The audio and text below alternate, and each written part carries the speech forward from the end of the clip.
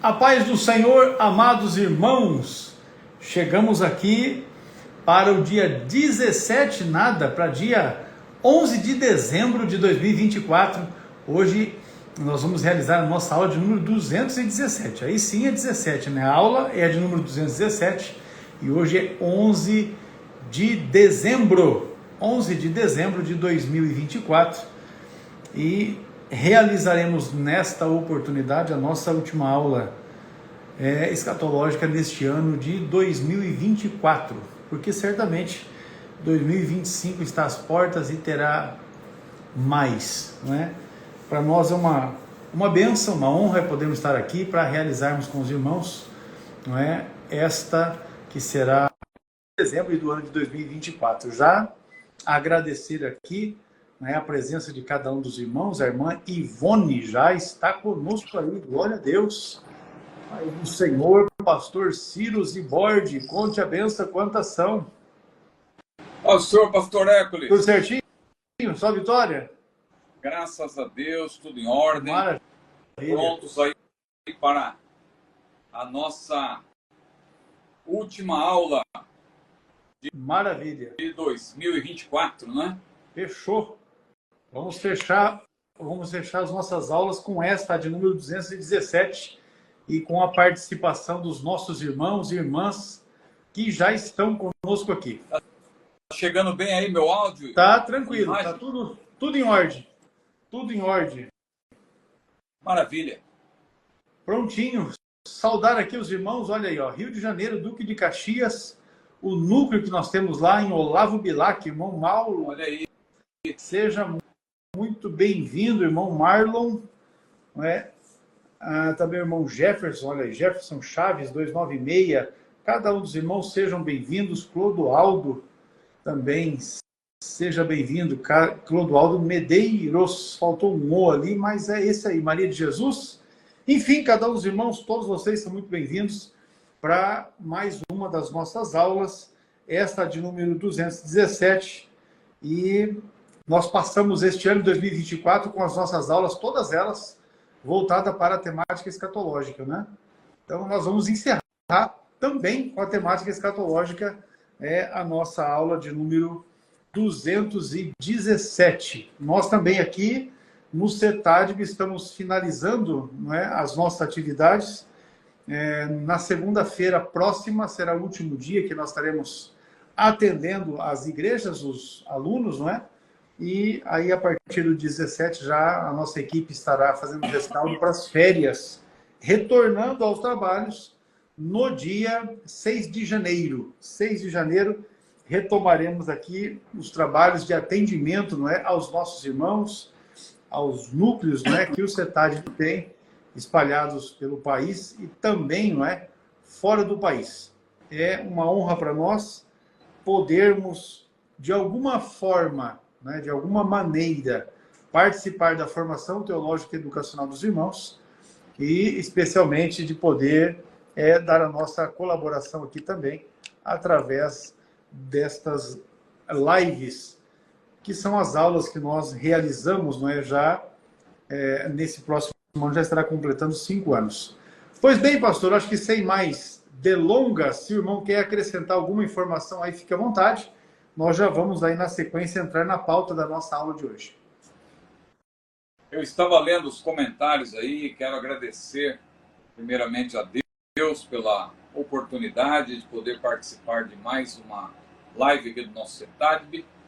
Quero agradecer ao irmão pela oportunidade que o irmão também tem me concedido todas as semanas e agradecer aos nossos queridos alunos, os professores também do CETADB que participam e os irmãos que ainda não são alunos do CETADB formalmente, mas que já participam das nossas lives. Eu creio que esses irmãos também brevemente vão também tornar-se alunos de maneira oficial, né, formal, do nosso CETADB. Então é um prazer e estamos prontos aí para, não sei se eu entendi bem, vai ser a última aula dessa série também, depois vai mudar a pauta? Eu acredito que a gente deve já iniciando, quando iniciarmos com as aulas de 2025, nós vamos passar para as temáticas da Bíblia. Vamos entrar com a temática de Bíblia, mas de escatologia, por hora, nós vamos deixar finalizado. Porque se deixar, o povo vai... Não, e a gente acaba, a gente vai ter que pegar depois o temático. Escatologia dá muito pano para manga, né? E eu já verifiquei que tem algumas questões que estão se repetindo, então eu já tomei por parte de aquelas que se repetem com frequência, né? Porque às vezes um aluno chega para a aula de hoje e não assistiu a da semana passada e faz uma pergunta que tem relação com a da semana passada. Então, quando isso ocorre, eu já não estou mais colocando na pauta, eu já mando o link para a pessoa assistir a aula para tirar a dúvida que ela está tendo ali, né, em cima dessa questão que é a escatologia. E então, certamente, para o ano a gente vai mudar essa sequência. E depois, num outro momento, a gente volta também com a pauta escatológica aí para os irmãos, com certeza. Mas é isso. Vamos lá então, meu pastor. A primeira questão que nós temos aqui para a nossa aula de hoje, olha, o Alisson já está colocando as informações aí para os irmãos. O Alisson é funcionário do CETAB, mora lá no Rio Grande do Norte, e ele está colocando aí para os irmãos as informações em relação aos cursos de teologia que nós oferecemos através do CETAB. E se você deseja realizar algum curso, ainda dá tempo, você pode fazer a sua inscrição, e nós vamos estar atendendo, conforme já informei aqui, até segunda-feira da próxima semana, e depois teremos um período de férias, retornando no dia 6 de janeiro, com os atendimentos aqui, não é, aos nossos irmãos. Vamos lá, então. Primeira questão, pastor. Algumas revelações do Apocalipse já estão se cumprindo ou só vão se cumprir depois do início da tribulação? Então, o Apocalipse, a gente tem explicado que é um livro cujo gênero, né? O gênero é tripartido, ou seja, ele não tem um único gênero literário. Ele tem, na verdade, uma estrutura epistolar, porque ele tem um prólogo, ele tem um epílogo, você pode verificar isso, e ele tem, claro, a parte do desenvolvimento do assunto, não é? Então, ele tem uma estrutura geral epistolar, mas ele também contém, evidentemente, a parte apocalíptica propriamente dita. Não é só porque o livro chama Apocalipse, mas ele tem realmente o conteúdo apocalíptico. O que é o conteúdo apocalíptico? É aquele conteúdo que tem a ver com aquelas revelações pictóricas, né, simbólicas, assim, o uso de símbolos, né, que a gente começa a ver no Antigo Testamento, no livro de Ezequiel, no livro de Daniel, que são livros também apocalípticos. Claro, não devemos confundir a literatura apocalíptica bíblica com a literatura apocalíptica não bíblica, que no caso é até apócrifa. Então, porque o período do chamado apocaliptismo, ele abrange os 200 anos antes de Cristo e os 200 anos depois de Cristo, ou seja, 400 anos.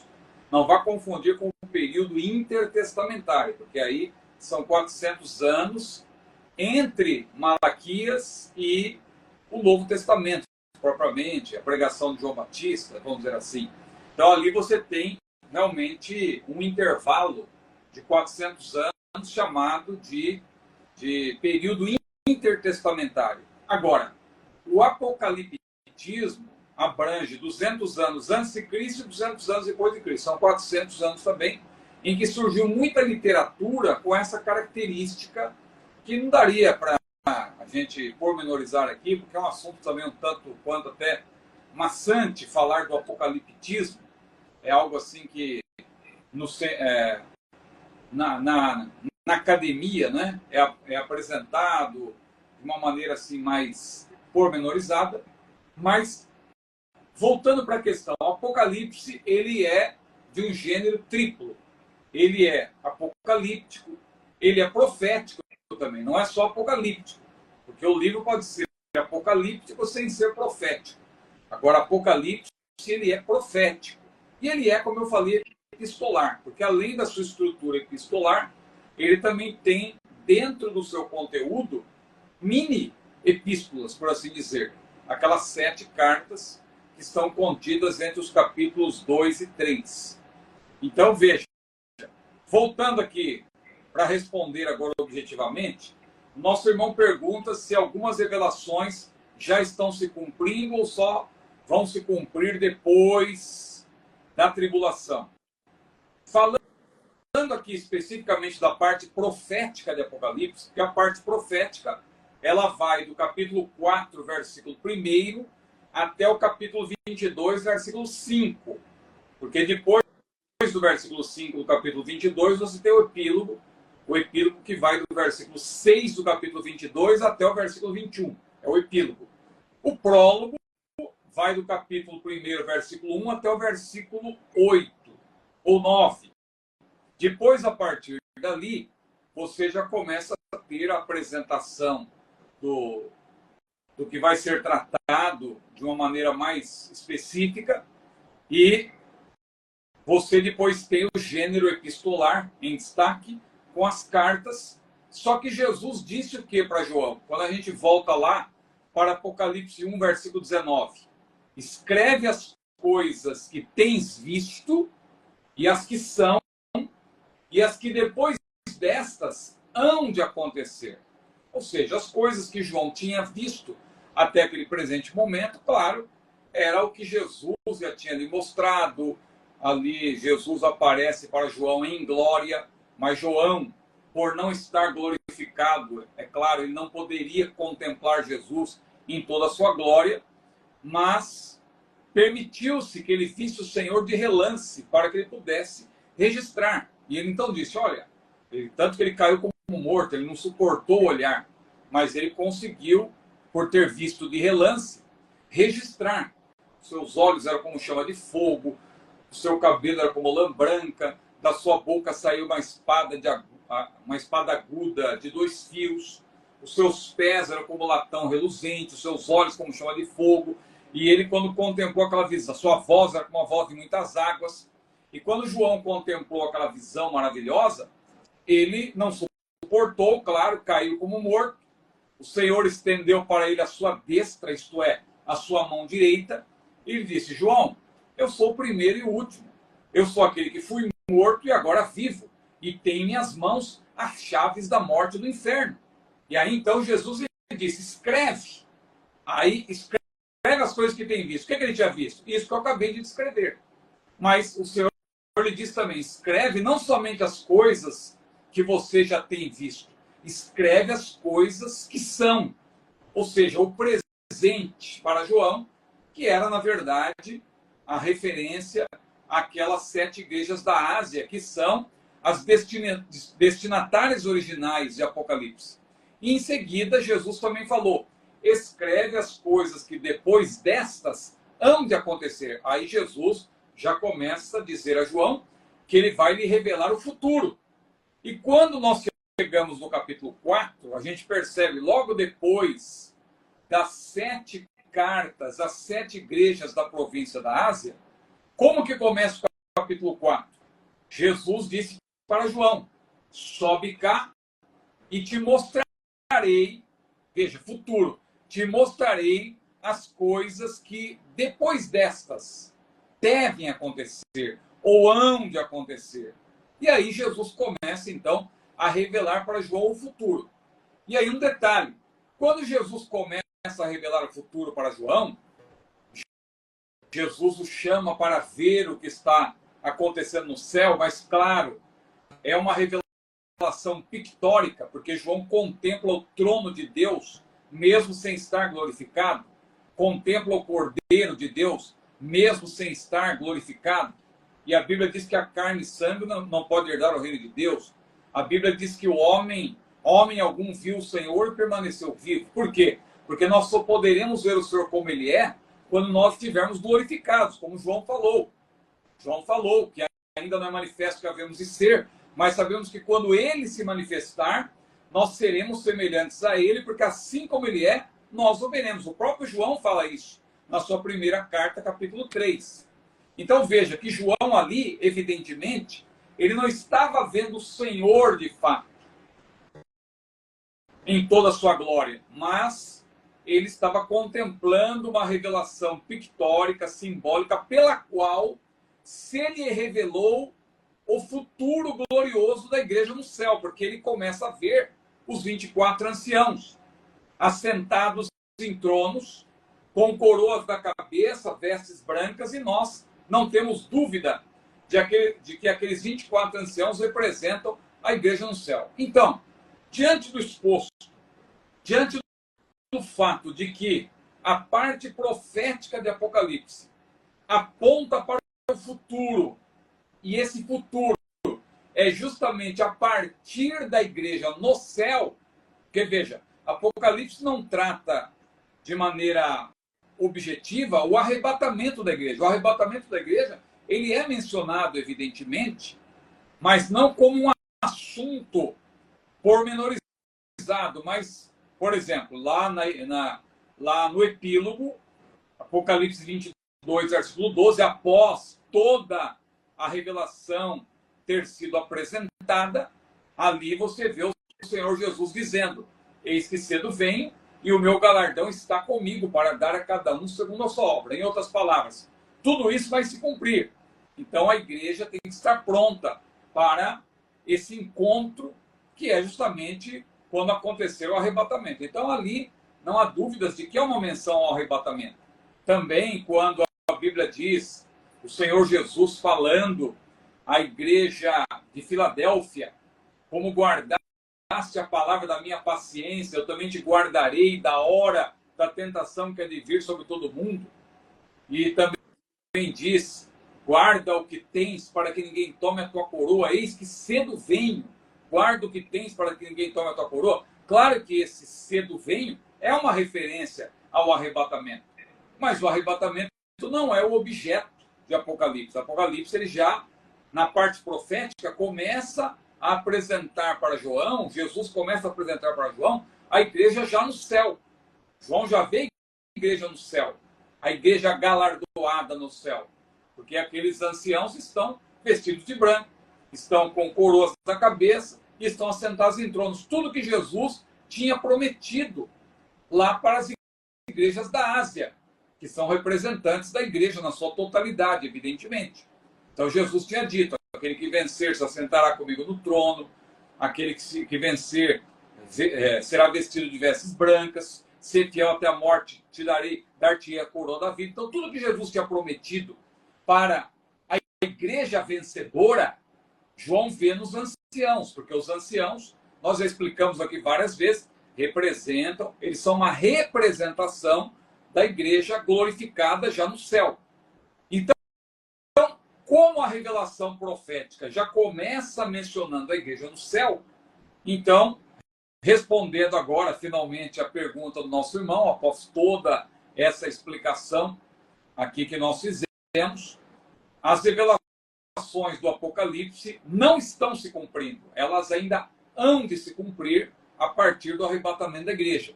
Porque o arrebatamento da igreja é o evento desencadeador. É o evento pelo qual Deus vai dar o início ele vai começar a pôr em execução os eventos que estão na sua agenda. Deus tem uma agenda, né? Por assim dizer. E a agenda de Deus tem os eventos que vão se cumprir em sequência a partir do arrebatamento. Quando a igreja for arrebatada, isso vai dar o start. Isso vai inaugurar o plano escatológico de Deus. E então Apocalipse já começa a apresentar a igreja no céu. Então, evidentemente, não há nada que já se cumpriu de Apocalipse, ainda vai se cumprir. Claro, esta é a nossa posição futurista, que é bíblica, conforme o que Jesus ensinou. Escreve as coisas que tem visto, as que são, as que depois dessas vão acontecer. Mas tem os irmãos que têm outra visão, né? Nós respeitamos, claro, são nossos irmãos, nós não consideramos esses irmãos hereges, porque heresia é uma coisa muito séria. Heresia tem a ver com a negação de doutrinas fundamentais. Como a gente viu recentemente aí um determinado pregador midiático que disse que Jesus era o arcanjo Miguel no passado e tal, e relativizando, claro, a divindade de Jesus. Isso aí é heresia. Isso aí a gente rechaça como heresia.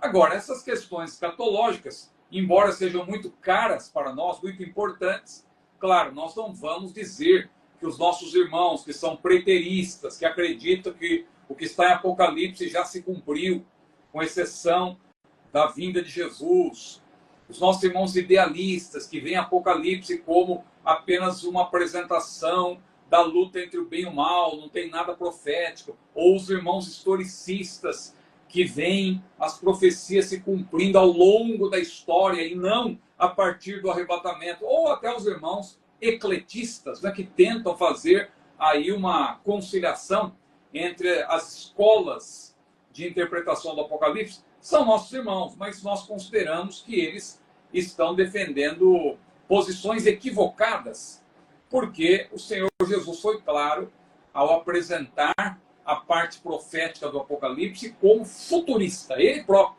porque ele disse para João, escreve as coisas que depois destas vão de acontecer. Ora, todos sabem que Apocalipse foi escrito por volta do ano 95 depois de Cristo.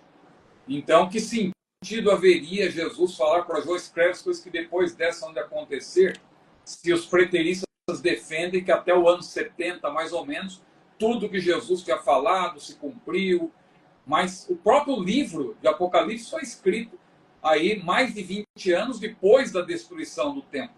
Então, é importante a gente ter em mente tudo isso.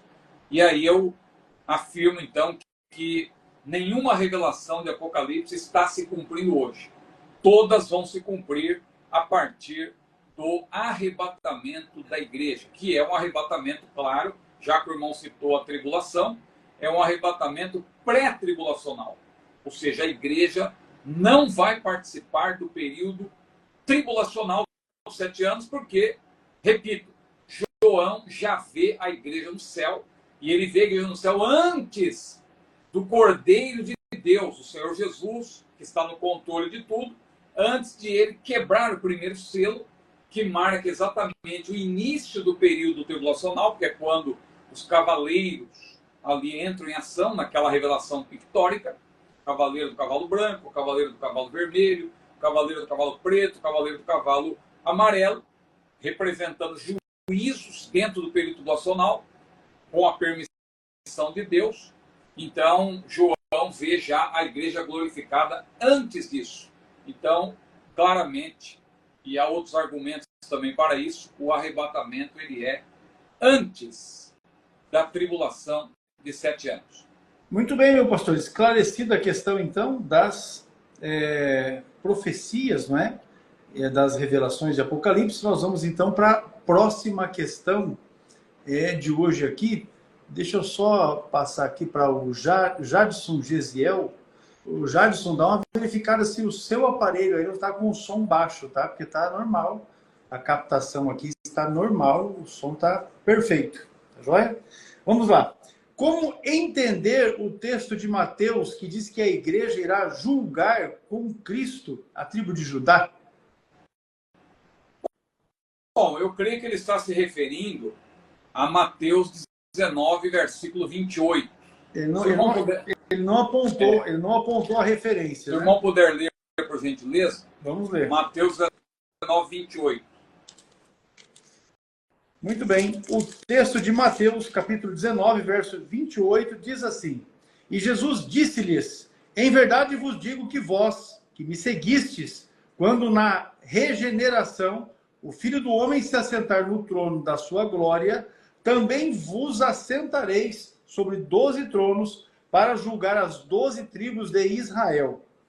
Bom, então, só fazendo uma pequena correção aí, com respeito à pergunta do nosso irmão, em Mateus não tem nenhuma referência específica, né, sobre a tribo de Judá, né? O julgamento da tribo de Judá em particular, mas, claro, está contemplado aí no fato de que as 12 tribos serão julgadas, e uma delas, evidentemente, é a tribo de Judá.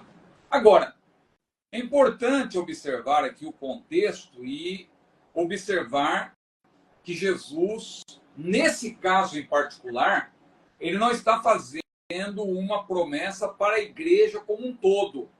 Claro, existe a promessa lá em Apocalipse de que aquele que vencer, aliás, essa profecia foi apresentada justamente quando Jesus se dirigia à igreja de Laodiceia, uma igreja terrível ali, com muitos problemas. Jesus falou, como dizes, rico sou, estou enriquecido, de nada deu falta, e não sabes que és um desgraçado, miserável, pobre, cego, nu. Aconselho-te de mim como tesouro provado no fogo para que te enriqueças, e vestidos brancos para que te vistas, para que não apareça a vergonha da tua nudez, e que unjas os teus olhos com colírio para que vejas. Mas para esta igreja, Jesus disse, aquele que vencer se assentará comigo no meu trono. Então, claro, existe a promessa para todos os vencedores de que nós vamos reinar com Cristo, de que nós vamos, claro, estar participando do seu reinado. Assentar-se no trono, nesse sentido, significa que Jesus vai reinar e nós vamos ser ali participantes do seu reino.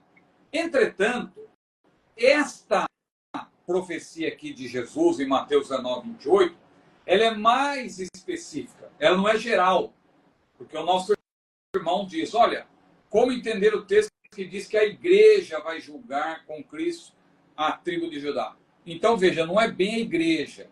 Aí, nesse caso, são os 12. É o colégio apostólico. Jesus faz uma referência específica e é importante essa profecia porque ela é chave para nós entendermos alguns desdobramentos que a gente percebe depois. O caso de Judas, por exemplo, muita gente insiste na ideia de que Judas é uma figurinha carimbada. Judas nasceu para ser o traidor. Ele veio para... Mas se isso fosse verdade, Judas, ele, diante do juízo final, ele poderia até alegar, não vai haver aqueles que vão alegar, Senhor, não fizemos maravilhas em teu nome e tal. Muitos vão argumentar. Judas poderia também argumentar, mas Senhor, por que eu vou para o lago de fogo? Por que eu vou para o inferno se eu fui obediente? Eu não nasci para ser o traidor? Eu não vim ao mundo para ser o traidor? E se eu fui o traidor cumprindo o meu chamado, por que eu vou ser condenado por isso? Então veja que não faz sentido, logicamente falando. Aí muita gente afirma, não, Jesus escolheu 12, mas Judas foi escolhido justamente para trair Jesus. Não é verdade. Jesus passou uma noite em oração, diz a Bíblia, e ele escolheu os 12 para serem apóstolos. E eu penso, pela analogia da Bíblia, que a Bíblia explica a própria Bíblia, que alguém para ser um obreiro qualquer, e um apóstolo é um obreiro do Senhor e importante, precisa, antes de tudo, ser salvo. Não existe obreiro que não seja salvo, só se for um falso obreiro, porque o verdadeiro obreiro, eu não riu aqui, eu não tinha concluído ainda. Pode o seguir. falso obreiro é uma coisa, mas não é o caso de Judas, a priori, porque Judas, a priori, ele era salvo, irmãos.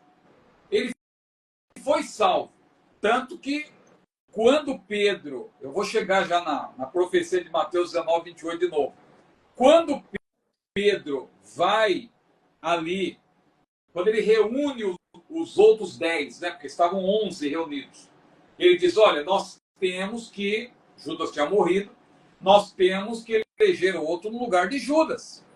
Agora, qual foi o embasamento que Pedro utilizou? Pedro não disse, olha, Judas morreu e nós vamos ter que pôr outro no lugar dele, porque não podemos ficar só 11, nós temos que ficar 12.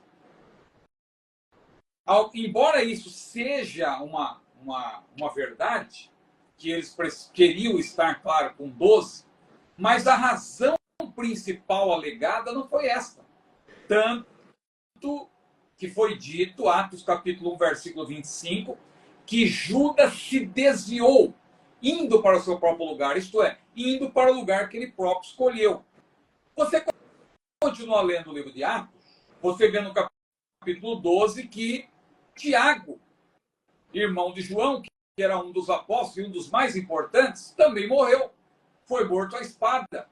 Foi degolado. O ser morto à espada ali, a sua cabeça foi removida. A mando de Herodes. Então veja, Tiago foi morto. Aí, por que a gente não vê o mesmo movimento lá em dos apóstolos? Olha, vamos agora colocar alguém no lugar de Tiago, porque não podemos ficar apenas 11, temos que ter. E aí, os apóstolos foram morrendo, um a um, evidentemente. E não consta da história que cada um que morria precisasse ser substituído. Somente no caso de Judas. Por quê? Porque Judas morreu sem a salvação. Mas quando Jesus fez essa promessa, Mateus 19, 28, Judas ainda não tinha se tornado traidor. Ah, Judas sempre foi traidor, alguém dirá, porque está escrito lá que ele é o traidor. Pois é, mas os autores dos evangelhos escreveram depois de tudo consumado, evidentemente. Eles escreveram ao mesmo tempo que os fatos estavam acontecendo. Então, claro, todos os evangelistas colocam Judas por último, não é por acaso. E já emenda no final, o traidor.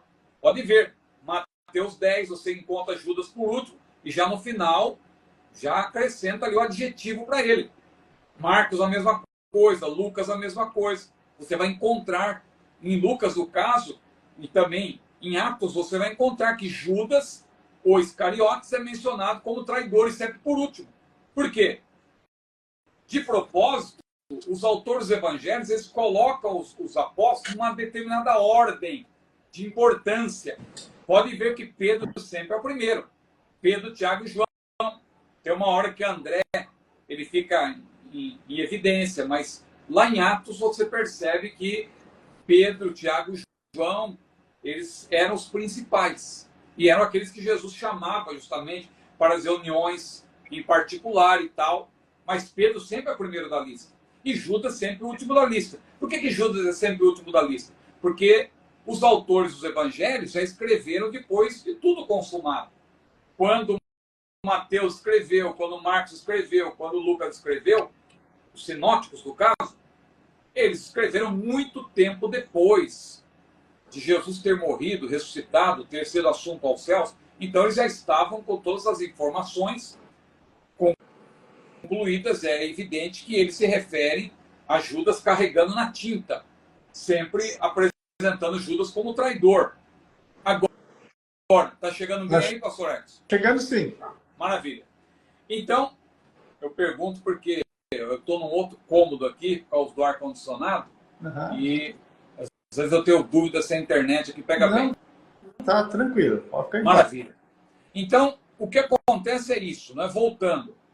Mateus 19, 28 é uma promessa de que os apóstolos, os 12, eles, lá no reino do Senhor, eles vão se assentar em 12 tronos. Agora, para eles estarem lá, no futuro, em 12 tronos, eles têm que todos eles morrerem salvos. Teriam que morrer todos salvos. Se Judas morreu sem salvação, que ele se desviou indo para o seu próprio lugar, se ele perdeu a salvação, evidentemente que ele precisava de um substituto. Aí entra uma questão que muitos dizem, não, o substituto é Paulo. Escolheram Matias, mas na verdade deveria ser Paulo e tal. Claro, Paulo é importante autor, mas ele não é o único também que é chamado de apóstolo. Além dos 12, você tem Barnabé, você tem o próprio Tiago. Então existe essa questão aí, mas o fato é que os 12 apóstolos vão ter que estar lá. O colégio apostólico tem que estar representado com todos eles salvos, porque Judas não vai estar lá. Então, pela Bíblia, pelo único relato claro que nós temos na Bíblia, esse substituto de Judas é mesmo Matias. Eles oraram a Deus para fazer essa escolha, e só que Deus, ele é soberano. Talvez no plano de Deus esse 12º seja Paulo. Não vamos ser dogmáticos aqui, né? Pode ser, não vou dizer que é, porque Jesus escolheu os 12 soberanamente. E o substituto de Judas também, em tese, teria sido escolhido soberanamente, porque os apóstolos também, eles oraram a Deus e tal, para tomar essa posição.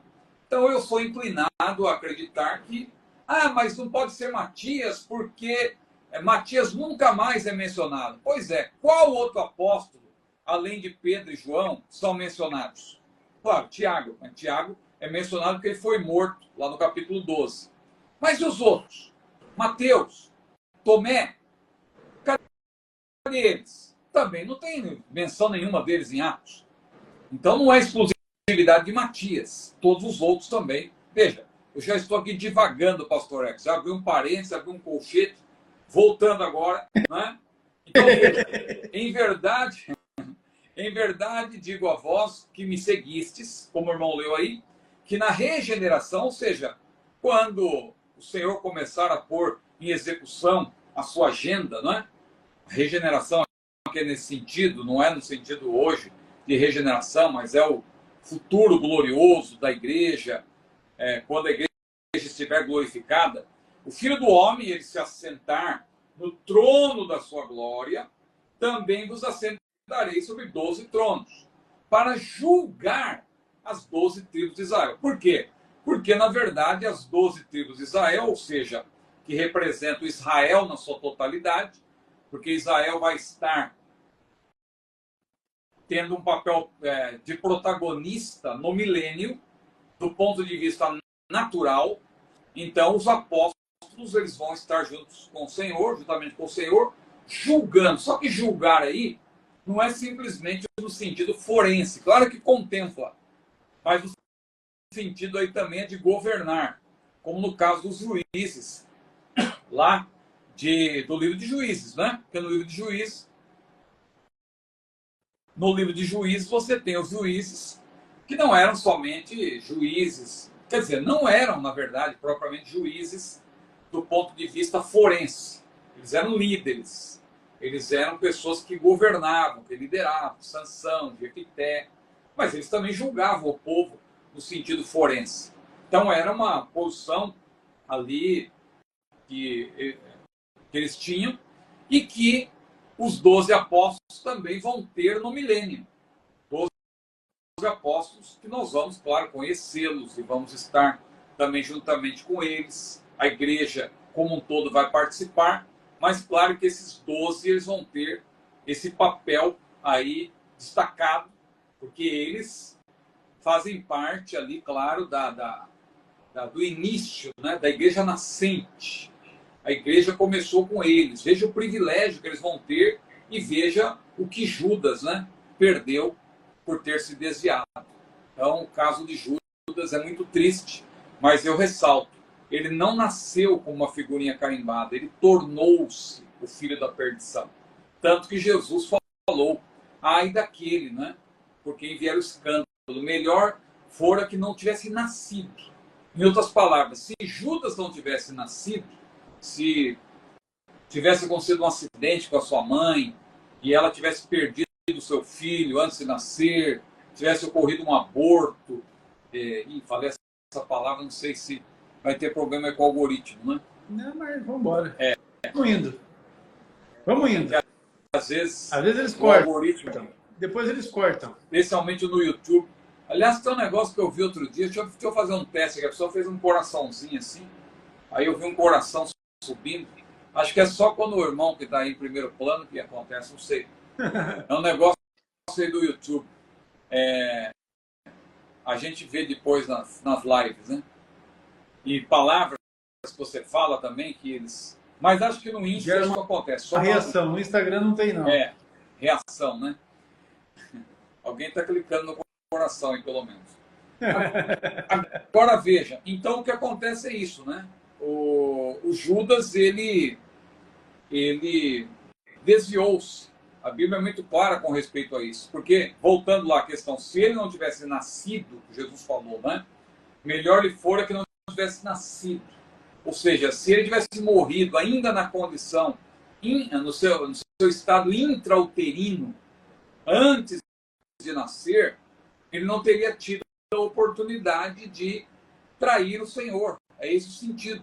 E aí, nesse caso, claro, estaria salvo, porque não tem sentido Deus condenar uma criança que sequer, um bebê, né?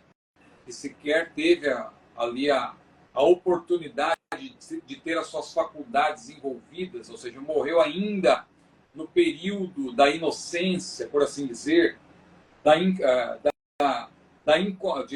do período da inconsciência, né? de não conhecer, perdão, o pecado. Então não tem sentido, né? Então Judas teria sido salvo. Olha que interessante. Judas Iscariotes, se ele não tivesse nascido, se ele tivesse morrido ainda no estado intrauterino, ele teria sido salvo. Mas como ele nasceu, cresceu, conheceu o Senhor, foi salvo, tornou-se um dos apóstolos e voluntariamente traiu o Senhor e perdeu a sua salvação, ele precisou ser substituído, porque o colégio apostólico tem que estar formado para o cumprimento dessa profecia de Mateus 19, versículo 28. Ficou claro, pastor? Eu fui fazer um gracejo aí do negócio. Certeza. Eu fui fazer um gracejo do negócio do coração aí, e aí... Mas outro dia eu vi... eu estava assistindo uma live, né? E aí a pessoa fez assim e subiu um coração. Mas eu não sei se só funciona quando a pessoa tá sozinha, né? Porque ela não estava dividida na tela, estava sozinha. Entendi. Maravilha. Eu achei engraçado. No Instagram nunca vi, não. Na verdade, nem no YouTube também, mas... Eu vi no Instagram. Pronto. Ou vou te mandar. Fechou. Maravilha, então. Olha só, meu pastor, a próxima questão que nós temos aqui diz respeito ao texto de Apocalipse 22, e o verso é o de número 2. Apocalipse 22 e verso 2 se refere a qual período? Ô, irmã Sumara, Deus abençoe. Nossa adoradora aí, ó. Nossa amiga, adoradora, Sumara Santos. Cantora, maravilha. Uma honra ter a irmã aqui conosco, viu? Deus abençoe. Então, pastor Ecos, Apocalipse 22, versículo 2, está dentro de qual período? Está dentro da... Deus abençoe. Está dentro da chamada... do chamado estado eterno, né? Estado eterno. Por quê? Se nós lermos Apocalipse 19, versículo 11, até capítulo 22, versículo 5, nós já explicamos aqui, em outras ocasiões, que nós temos uma sequência só. Aí você não tem nenhuma recapitulação, você não tem nenhum interlúdio, você tem uma sequência ininterrupta. Por quê? Apocalipse 19, 11, o que é? A igreja está com o Senhor no céu e Jesus começa a descer à terra, e ali na revelação pictórica que Deus deu a João, Jesus vem montado num cavalo branco, suas vestes salpicadas de sangue, que fala da sua vitória sobre os seus inimigos, que ele vai pisar o lagar, diz a Bíblia, lá no vale, uma referência à batalha do Armagedon. Então ele vem com as suas vestes salpicadas de sangue, acompanhada dos exércitos, que ali a igreja estão vestidos com linho finíssimo, e o linho finíssimo é a justiça dos santos.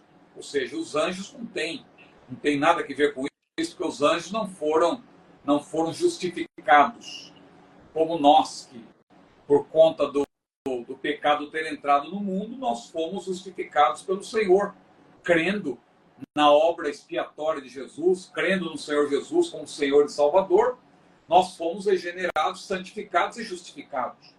Então, a justiça dos santos é uma referência, claro, à nossa justificação, e já, claro, na parte perfectiva, no aspecto perfectivo, a glorificação propriamente dita.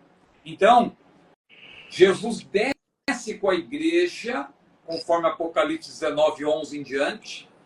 Ele vai pisar no Monte das Oliveiras, como diz Zacarias capítulo 14. O monte vai se abrir, diz a Bíblia, em duas partes, a norte e sul, formando de leste a oeste um vale muito grande, que vai se juntar com o vale de Armagedon, e ali Jesus vai derrotar os exércitos do anticristo, o sopro da sua boca, e o próprio anticristo e o falso profeta vão inaugurar o lago de fogo, também conhecido como Guiena, se bem que em Apocalipse o termo Guiena não aparece, mas o termo que aparece ali é sinônimo. É o inferno final, é o lago de fogo. Em seguida, um anjo desce do céu, diz a Bíblia, para aprisionar Satanás por 1000 anos. Jesus também julga as nações.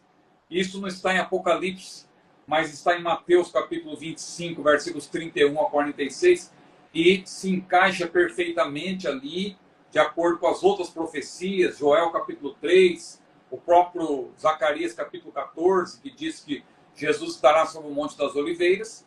Então, encaixa-se perfeitamente com o que está lá em Apocalipse 19. Aí começa o capítulo 20, que eu já comecei a citar, Satanás preso. Acontece também a ressurreição dos mártires do período tribulacional, Apocalipse 20, versículos 4 e 5. Os outros mortos não reviveram até que os 1000 anos, não terão revivido até que os 1000 anos tenham passado. Então ocorre o milênio com Satanás, com o diabo preso.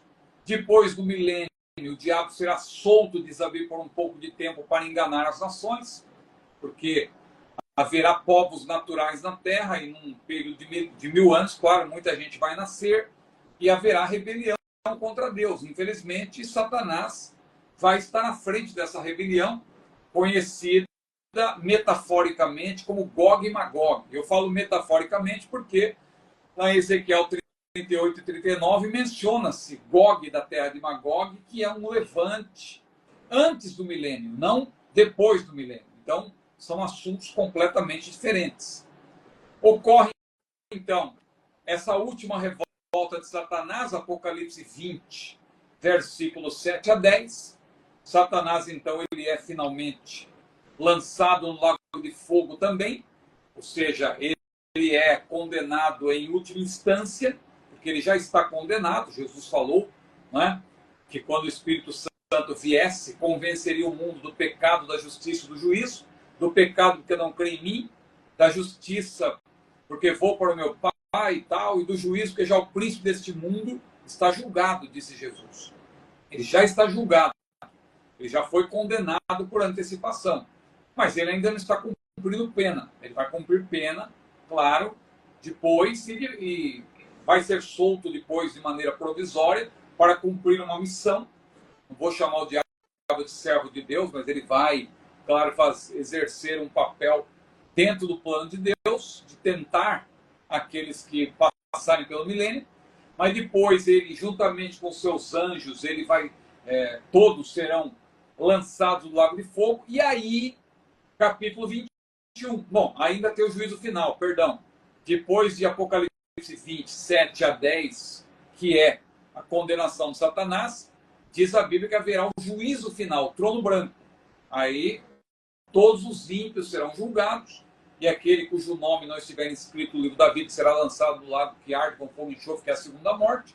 E a partir daí, Apocalipse 21, versículo 1, diz que Deus fará novos céus e nova terra. Aí é a eternidade, é o estado eterno, e que contempla também Apocalipse 22, versículo 2. Por quê? De Apocalipse 21, versículo 1, até Apocalipse 22, versículo 5, você tem a descrição do estado eterno, da morada eterna e do estado eterno. Não é?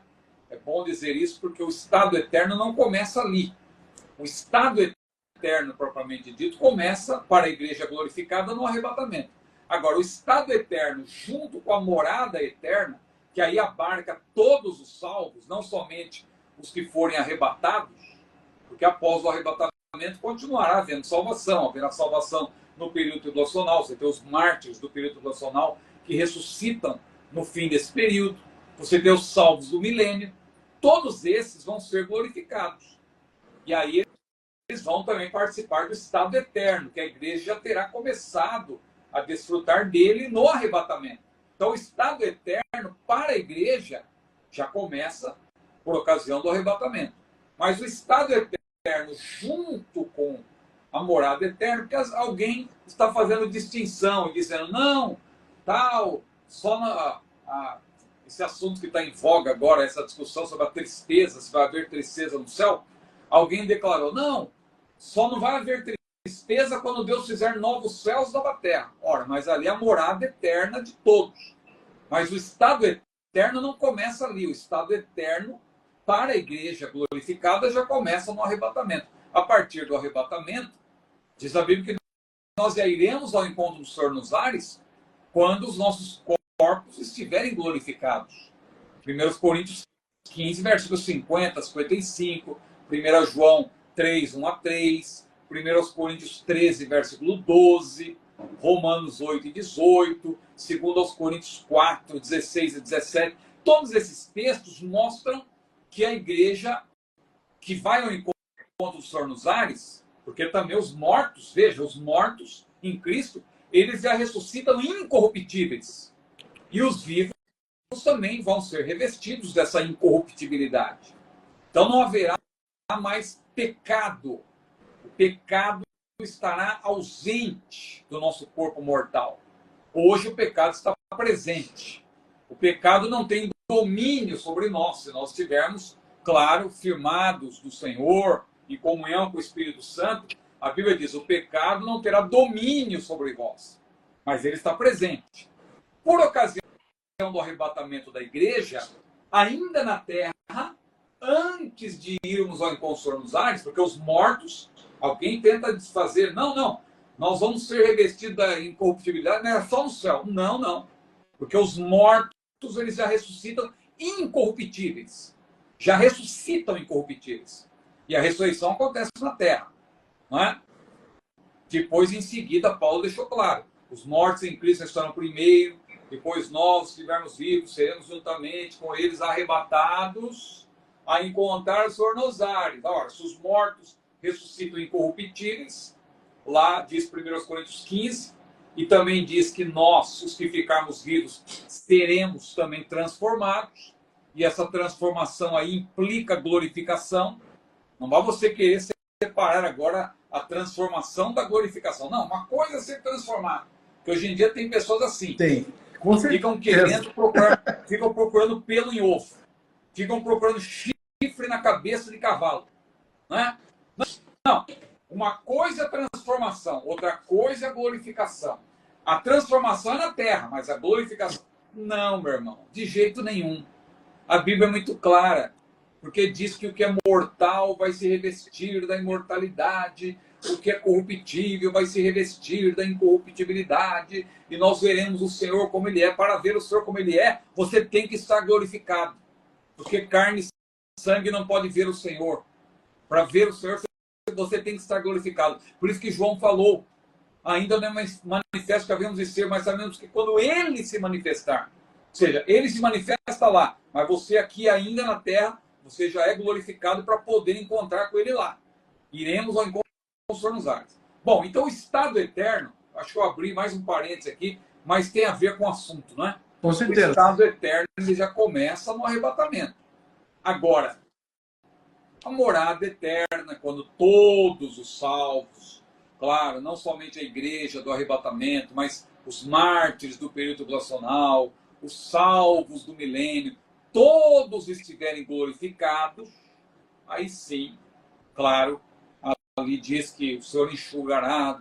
É uma maneira, claro, de mencionar que não vai haver tristeza, né? O Senhor enxugará toda lágrima e tal, e não haverá morte, não haverá dor, e etc. Mas isso para a igreja glorificada já começa no arrebatamento. Não vai começar só lá no Apocalipse, porque aquilo ali é uma menção geral, evidentemente. Mas é claro que quem sobe já glorificado, né? Porque hoje em dia, pastor, desculpa eu abrir mais esse parênteses aqui. Vamos lá. Eu até tenho falado sobre isso e quero aproveitar mais essa oportunidade, porque o pessoal fala assim, não, vai ter tristeza no céu, porque Deus sente tristeza, o Espírito Santo se entristece. Pois é, mas O Espírito Santo, ele se entristece por quê? Por causa dos nossos erros. Não entristeçais o Espírito de Deus. Então, nós, por conta do nosso pecado, nós entristecemos o Espírito Santo. Ele não nos entristece, claro. O Senhor não tem prazer. Ele pode nos provar por causa dos nossos pecados e tal, para que nós possamos andar de acordo com a sua vontade. Agora, uma vez que nós seremos glorificados, e glorificados significa que o pecado estará ausente, nós não poderemos mais entristecer o Senhor com os nossos pecados. Então, não há porquê também nós usarmos isso como argumento, né? De que porque o Espírito Santo se entristece, nós também temos que ficar... Porque tem gente que parece que quer ficar triste no céu. Não, quero não. Só falta agora defender que vai ter alegria no inferno, né? Aí, pronto. Né? Então, não, as nossas emoções e tal não vão ser... Tem um irmão que hoje me desafiou aí, porque ele disse que ele é psicólogo, que ele se formou e não sei o quê, e é mestre em psicologia, e não sei o quê. Eu falei, pois é, meu irmão, mas tem que estudar a Bíblia. A Bíblia que é a Bíblia que é a pedra de toque para essa questão.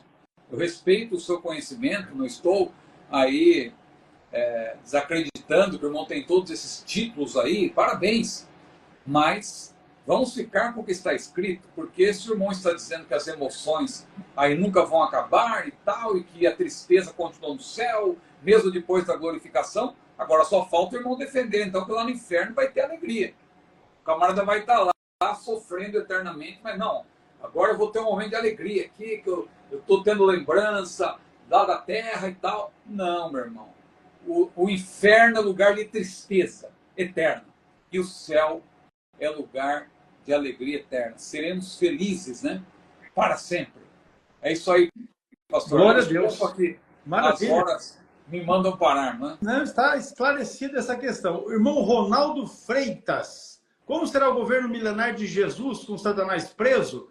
Você assista aí a nossa aula de número 216. Na aula passada, nós falamos exatamente a respeito disso daí. O pastor Ciro deixou bem esclarecido esse ponto. Então, eu vou pedir para o irmão, acesse aqui no Instagram. Essa aula está gravada, está disponível ali, mas se quiser também no canal do CETADB no YouTube, não é? CETADB no YouTube, conforme está fixado aqui na mensagem, você pode acessar a aula 216. É só colocar a hashtag 216, ela vai direto na aula, você assiste ali, tem exatamente esta informação. Pastor Ciro, por hora nós vamos fazer o seguinte, nós vamos encerrar, não é? E em 2025 nós voltaremos aqui com as nossas lives, com as nossas aulas, através do Instagram do CETADB. Mas eu quero deixar agora para o irmão a oportunidade aqui para que o irmão possa se dirigir aos irmãos, aos alunos. Nós temos aqui pessoas que sempre estão conosco, né? A irmã Rosana está ali, o pastor Milton está ali, não é? A irmã Ivone nunca falta. Hoje eu senti a ausência aqui do pastor Evandro. Hoje eu senti a ausência do Evandro aqui, mas sem problema. Ele deve estar pregando por lá, que ele tem sido bem requisitado por esses dias. Mas a oportunidade é sua. Pastor Ercos, eu quero agradecer pela oportunidade de ao longo, né, deste ano de 2025, 24, né? Já estou antecipando. Estar aqui, poder participar dessas aulas, e fico feliz em ver aí os nossos queridos irmãos, a irmã Sumara que entrou aí, a irmã Rosane, que é minha vizinha aqui de Niterói, e tantos irmãos amados, né? O irmão citou aí o pastor Evandro, que sempre está conosco, o irmão, deixa eu colocar aqui que eu vejo os nomes aqui rapidamente, irmão Clodoaldo Medeiros, né? Orlando, pastor Milton Lucena, olha que benção, quantos irmãos abençoados, só para citar alguns aqui, né? E em nome deles a gente está, claro, citando tantos outros que ainda estão presentes. Eu vi que tem uns que entraram, estão desde o início aqui conosco, né? Então, que maravilha. Que Deus abençoe a todos. E eu quero desejar aos irmãos, já que é a última live do ano, quero desejar aí um Feliz Natal, um ano novo, abençoado, que o Senhor Jesus possa derramar toda sorte de bênçãos. Claro, primeiramente sobre a sua vida, pastor Edson, da sua família, nossa irmã Eliane, que é a nossa vice-diretora, e toda a sua família, e a netinha abençoada aí, né, que a gente sempre vê e fica feliz, muito linda, né?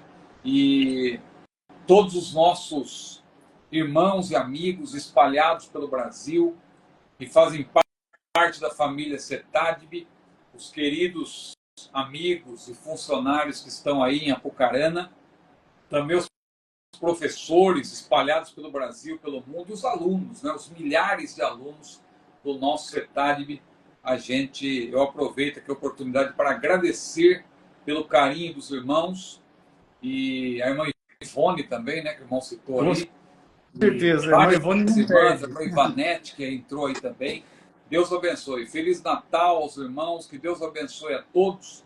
E tem sido um privilégio poder participar dessa live todas as quartas-feiras, né? Que Deus abençoe, pastor Epes. Maravilha, eu quero aqui louvar a Deus, né, por esta oportunidade abençoadora, conforme disse no início, de poder, de alguma maneira, contribuir com a formação dos nossos irmãos, e especialmente aqui através dessas aulas que temos já por quase 5 anos, né? Estamos aqui fazendo esse trabalho, e louvar a Deus pela vida dos irmãos. Desejo que Deus abençoe grandemente, conceda um tempo de paz, de alegria, de satisfação no Senhor. Servindo o Senhor com alegria, tudo vai muito bem. E esse deve ser o nosso esforço, nosso empenho, nossa dedicação. Desejamos, não é? Desejamos que Deus faça algo maravilhoso na vida, na família, no ministério de cada um de vocês. Pastor Ciro, Deus abençoe, juntamente com a irmã Luciana e também a irmã Júlia, não é? Deus abençoe vocês em Cristo Jesus. Nós ainda seguimos aqui os trabalhos do CETADB, conforme disse. Nós vamos seguir atendendo os alunos e as igrejas até segunda-feira próxima, dia 16. E aí nós vamos termos um período de férias e retornamos aos trabalhos na secretaria do CETADB exatamente no dia 6 de janeiro. Não é? Esse vai ser o período que nós vamos estar aí de intervalo de férias. E depois nós vamos passar aqui para os irmãos anunciando, não é? Quando nós estaremos retornando com as nossas aulas aqui através do Instagram.